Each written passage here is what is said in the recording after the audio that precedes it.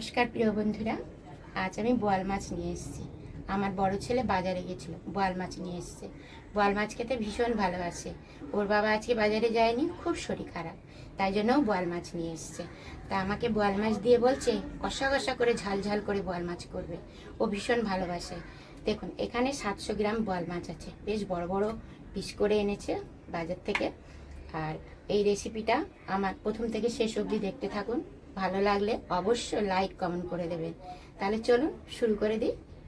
প্রথমে বোয়াল মাছটা মেখে রাখছি, নুন হলুদ দিয়ে ভালো করে আমি মেখে রাখবো। নুন দিলাম, এবারে দিচ্ছি হলুদ। এই যে ভালো করে আমি মেখে রাখবো। এইভাবে করে ভালো করে মেখে রাখলে স্বাদটাও ভালো হবে। নুন হলুদ মাখা হয়ে গেছে, এবারে আমি ঢাকা দিয়ে রাখছি, মশলাটা বেটে নিয়ে আসছি। ফার্স্টে চালমগজ আর পোস্ত বেটে নিচ্ছি। চালমগজ, কড়া বসিয়ে দিয়েছি, কড়ার মধ্যে তেল দিয়ে দিয়েছি। তেলটা ভালো করে গরম করে নেব। এই যে ভালো করে গরম না করলে তেলটা মাছটা ভেঙে যাওয়ার চান্স থাকে, মাছটা ভেঙে যাবে। যেহেতু মাছ ছিটবে না গায়ে, সেই জন্য আপনাদেরকে একটা জিনিস দেখাচ্ছি। এই দেখুন, শুকনো লঙ্কা, প্রথমে আমি শুকনো লঙ্কা দিয়ে দিচ্ছি, তারপরে দিচ্ছি হলুদ আর শুকনো লঙ্কা ভালো করে তেলের সঙ্গে এইভাবে নাড়াঘাটা করে নেবে।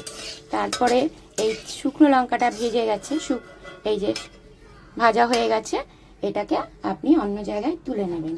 তারপরে ভালো করে তেলটাকে এইভাবে নাড়াঘাটা করে এরপর মাছ দেবেন। দেখবেন মাছের একদম তেল ছিট করবে না। দেখেন আমি দিচ্ছি, তেল ছিট করছে, দেখেন একটুকু তেল ছিট করে না। একদম আট ছাড়া মাছ কিন্তু, এটা কোনো কাঁচা তেল আমি মাছ কিনি। এই একটুকু আমার তেল নেই, এর সঙ্গে কাঁচা তেল মাখা। এইভাবে আপনারা মাছ ভাজবেন। দেখবেন মাছগুলো ভেজে নিয়েছি, এবারে আমি মশলাগুলো কষিয়ে নেব। এই দেখুন, দুটো শুকনো লঙ্কা দিচ্ছি, দুটো তেজপাতা দিচ্ছি, আর দিচ্ছি জিরে ফোড়ন, সাদা জিরে। ভালো করে একটু নাড়াঘাটা করে নেব, এইভাবে নাড়িয়ে লাল লাল করে নেব, একটু ভেজে নেব, গন্ধটা ছুটে যাবে। এবার দিয়ে দেবো পেঁয়াজ কুচি। পেঁয়াজগুলোকে লাল লাল করে আমি ভেজে নেব। দেখো পেঁয়াজটা আমার ভাজা ভাজা হয়ে গেছে, বেশ সুন্দর করে ভেজে নিয়েছি। এবারে রেখেছি দেখো আদা বাটা, শুকনো লঙ্কা বাটা, জিরে বাটা, আর এদিকে রসুন বাটা। রসুন, আদা, জিরে এগুলো দিয়ে আমি ভালো করে একটু কষিয়ে নেব। কষিয়ে নিলে মশলাটা গন্ধ ছাড়বে না। দেখো ভালো করে মশলাটা আমার কষানো হয়ে গেছে। আর এইদিকে যে আমি শুকনো লঙ্কা বেটে রেখেছিলাম, শুকনো লঙ্কাটা আমি লাস্টে দিয়ে দিচ্ছি।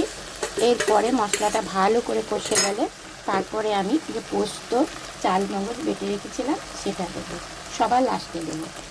হলুদ দিলাম, এরপর দিচ্ছি নুন, স্বাদ মতো নুন দিচ্ছি। কষানোর পর আমি চালমগজ আর পোস্ত বাটাটা দেব। দেখো মশলাটা আমার ভালো করে কষানো হয়ে গেছে। এইবারে আমি চালমগজ আর পোস্ত বাটাটা দিয়ে দিচ্ছি সবার লাস্টে, তাহলে গন্ধটা ভালো থাকবে আর খেতেও ভালো লাগবে। এবারে এর মধ্যে আমি সামান্য জল দিয়ে মশলাটাকে ভালো করে কষিয়ে নেব। দেখো মশলাটা ভালোভাবে আমার কষে গেছে। এই দেখো কি সুন্দর তেল ছেড়ে গেছে আর কালারটাও খুব সুন্দর হয়ে গেছে। এবারে আমি এক এক করে মাছ আমি দিয়ে দিচ্ছি। মাছগুলো ভেজে রেখেছিলাম, আমি এক এক করে দিয়ে দেবো। এইভাবে দিয়ে দিচ্ছি যাতে না ভাঙে। এই মাছ ভেঙেও যায়, কিন্তু কড়া করে ভাজলে খুব একটা ভাঙে না, একটু হালকা করে ভাজলে ভেঙে যায়। এবারে আমি জল দিয়ে দিচ্ছি পরিমাণ মতো। এইভাবে আস্তে করে অল্প জল দিয়ে দিচ্ছি।